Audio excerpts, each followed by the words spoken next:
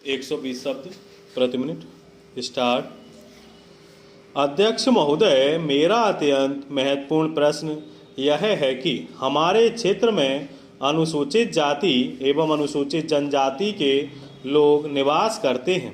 यहाँ पर बिजली के तार टूटने, चोरी होने की घटनाएं बहुत होती हैं, परंतु आज दिनांक तक इन घटनाओं को रोकने की व्यवस्था दुरुस्त नहीं की गई है। इस संबंध में जनप्रतिनिधियों द्वारा सुचारू विद्युत व्यवस्था दुरुस्त करने के लिए अवगत कराया था, किंतु विभाग द्वारा ध्यान नहीं दिया जा रहा है और न ही समुचित कार्यवाही की जा रही है। इस अव्यवस्था के कारण अनुसूचित जाति, अनुसूचित जनजाति के लोग अंधेरे में रहने के लिए विवश और मजबूर हो रहे हैं। अब ग्रामवासी विद्युत के अभाव में सिंचाई, पढ़ाई, पानी जैसी मूलभूत सुविधाओं से वंचित हो रहे हैं। बिजली के अभाव में उनका विकास पूर्ण रूप से बाधित हो रहा है, जबकि वास्तविक रूप से अनुसूचित जाति, अनुसूचित जनजाति का विकास करना केंद्र और राज्य सरकार की प्राथमिकता होना चाहिए। ऊर्जा विभाग के प्रशासन को अपने कर्तव्य के प्रति सजग रहना चाहिए। इस गैर जिम्मेदार रवैया की वजह से सारा गांव अंधकार ही अंधकार में रह रहा है, जिसके कारण निवासियों में असंतोष है। Paragraph change.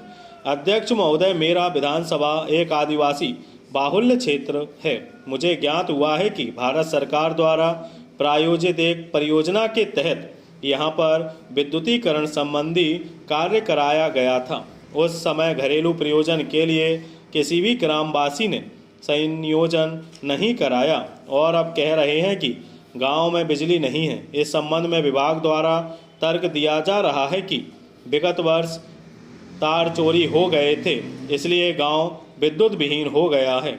मांग के आधार पर गांव वासियों की परेशानी को देखते हुए मध्य प्रदेश विद्युत वितरण कंपनी द्वारा कैंप लगाया जाएगा, जिसमें एक बत्ती कनेक्शन आवेदन के आधार पर दिया जाएगा। Paragraph change. अतः इस ग्राम में पुनः विद्युतीकरण करने हेतु प्राक्कलन स्वीकृत किया गया है। निश्चित समय सीमा में विद्युत प्रदाय करने के संबंध में आदेश जारी किए गए हैं। कार्य शीघ्र पूर्ण कराए जाने के प्रयास किए जा रहे हैं। अतः यह कहना सही नहीं है कि ग्रामवासियों में किसी प्रकार के आक्रोश जैसी स्थिति निर्मित हो रही है।